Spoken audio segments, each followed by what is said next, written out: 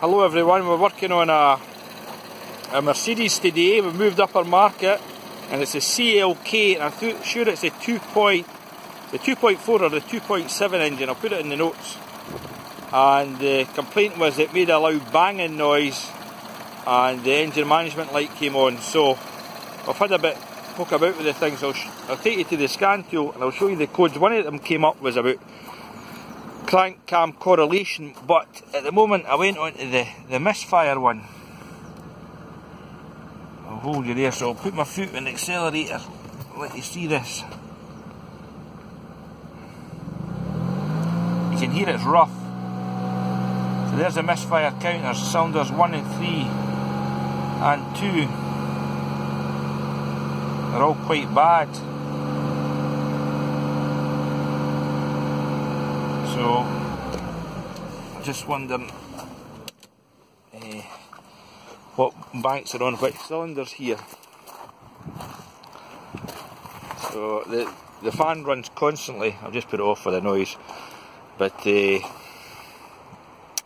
what else did we do? Actually, within the various scan tool, you could kill the injectors, so one at a time. And when we killed number one, it showed very little difference. So it seems, we're wondering if maybe the chains jumped on one bank, because the camshaft is here and it only registers the one bank. The other bank's not got anything on it, but it seems to be, I'm wondering if this is bank 1, 2 and 3, I'm not sure, but if I find out more I'll get back to you. Cheers. So there's the codes I got when I scanned the car, but the first one I really want to draw your attention to is the angle variation of camshaft to crankshaft sensor. Now I reckon that's just like any other car, it's a variation code, and that causes the rest of the codes there, the misfires, etc. So I really need to verify camshaft timing. So I thought I'd take you to a screen recording of the various scan tool here. So one of them I last showed you was the cylinder misfire. So you can see there's the engine RPM, and here's faults in cylinder 1, 3 and 2. Now this is actually the firing order of this. It goes 1, is it 1, 5, 3, 6, 2, 4. So I think I can remember that right. I'll put a picture in. So the faults are on these cylinders, and the 5, 6 and 4 are not showing anything. So I'll take you to the next one, see if you can make head or tail of this. So within the scan data it shows you ionic current spark plug 1A. Now I'm not actually sure what these figures mean, but you can see each one of them seems to have activity. So there's an engine RPM and engine load. Now what's the difference between them? I do not know, because that's 1A and 1B. I've never seen these figures before in my life. I haven't a clue what they mean. But see, there's 4B showing no activity and 5A is. I really don't know. Let's jump to the next screen. Now, I thought this was quite interesting.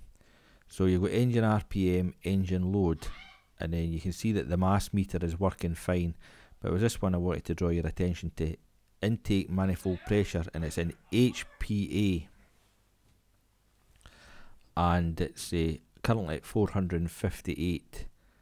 Oh, what is HPA? I don't know what that means, but if you do a conversion, there you go, 458 HPA is 13 inches of vacuum. Now that's well low. I know this is a V6, but I don't think it should be as low as that. I think, I ain't seen a V6 should be about 16 inches of mercury. Anything higher is good. So that's well low. So that to me points to timing right away. Let me see what else I've got, other data I've got here. Or just back to this. When it was idle, the ignition value was retarded by 8 degrees, but when you went up the rev range, it was retarded by, you can see it there, 37 degrees. So that seems to me about normal. And even the injection on time, they're talking there about, what's that, currently 3 milliseconds. So each bank seems to be the same. Let me see any other data pads here. That seems to be, see, that one says, there you go, camshaft adjustment value right, cylinders. So I take it that's you standing at front of the car, or maybe it's in the driver's seat, I don't know. And it says valve adjustment no, but the left cylinders say off. So is that a strategy to put the things off? And then the camshaft adjustment valve left cylinders, that's the same again, off. And then I don't know what this is, SFI voltage engine not running, 1.86, no idea what that means. So we'll jump to the last one here. Yes, and this is to the camshaft hall sensor, which I said is only on one bank. And you can see the data pid shows here that it's no signal, then it's signal implausible, and then signal implausible. So you can see I've got a scope capture here. I'll show you that here. Let me see that. There you go. There's the scope capture of the camshaft. So let me see. You can see that. That checks out fine because you've got going from 5 volts down to 0 volts, and that camshaft sensor's there. And the very fact that when we unplugged that, the car wouldn't start, but when we plugged it back in, it would start. But I don't think that means that the crankshaft's not working. I think that means that it needs the crankshaft and the camshaft in order for the car to start. But what I'm thinking here is it's out of timing, or the chain has jumped.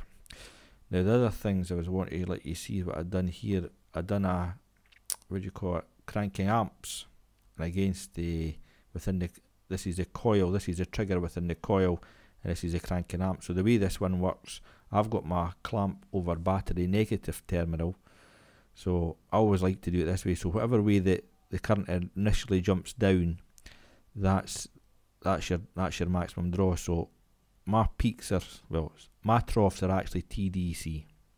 So you can see there, when the ignition event takes place just right there, that's at TDC, there, and there. But what you do notice from this is they all look pretty good. They all look quite even actually.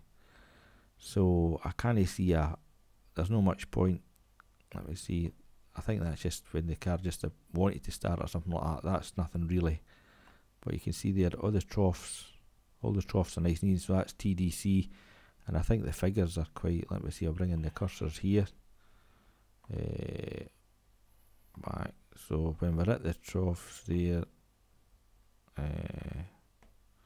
now how do you get? Oh no, I need to click this.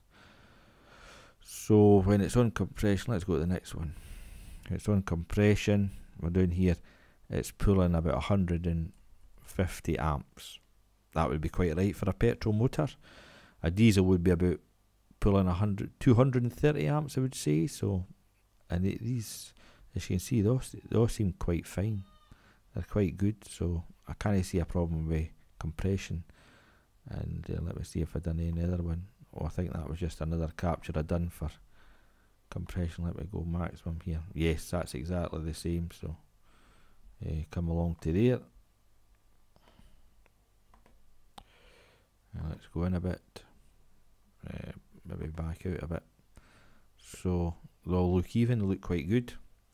The only thing about this, I mean, the Verus is quite, it's a good scope to capture, but you're better with the Pico for manipulation and look at the signal and making it bigger and everything like that. But it is what it is, and it does not a bad job. So